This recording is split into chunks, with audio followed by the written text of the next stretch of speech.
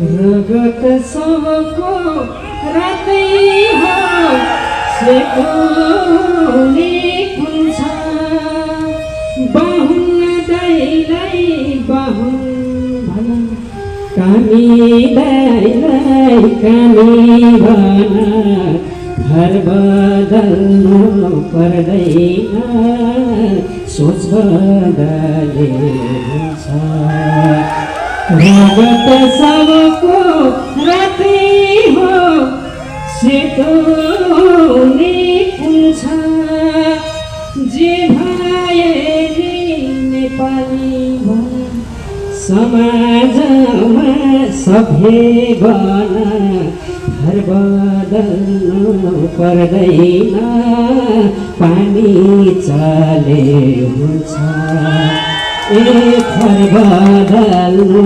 पर्दैन चुलो चले हुन्छ रगत सबको रातै हो सेतोले हुन्छ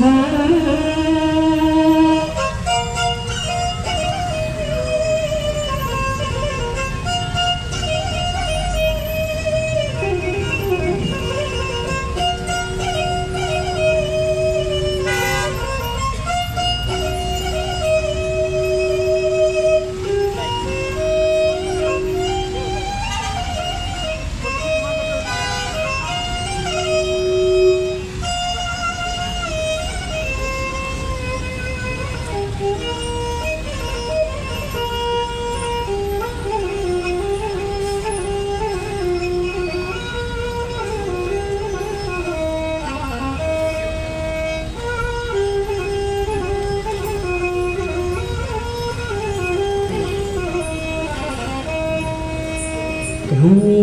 बिना मूर्ति मन्दिर कहाँ बनाछ भगवानले मलाई नछो कहिले बनाछ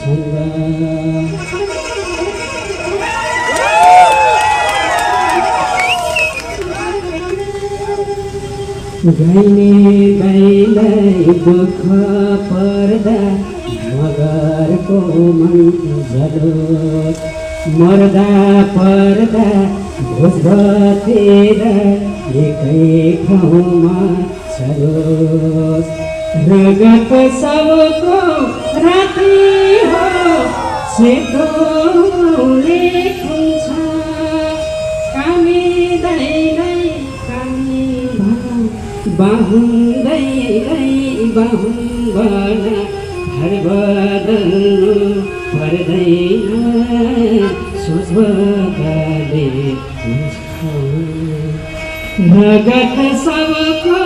रातै हो सेतोले हुन्छ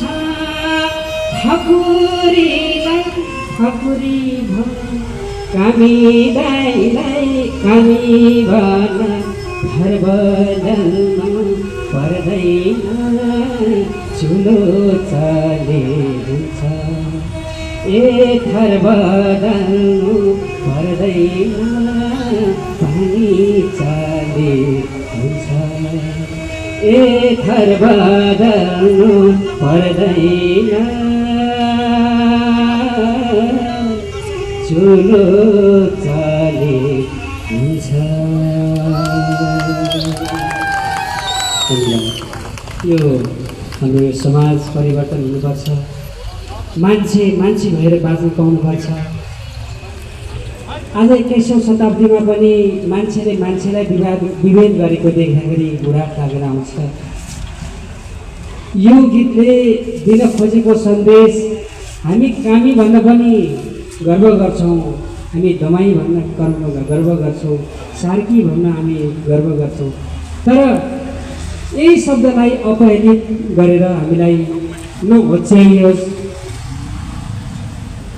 नहेपियोस् यो गीतले भन्न खोजेको यही हो हाम्रो आफ्नो जातमा हाम्रो आफ्नो कर्ममा हामीले फलामको काम गर्छौँ सुनको काम गर्छौँ कति गर्वको कुरा छ हामी इन्जिनियरको काम गर्छौँ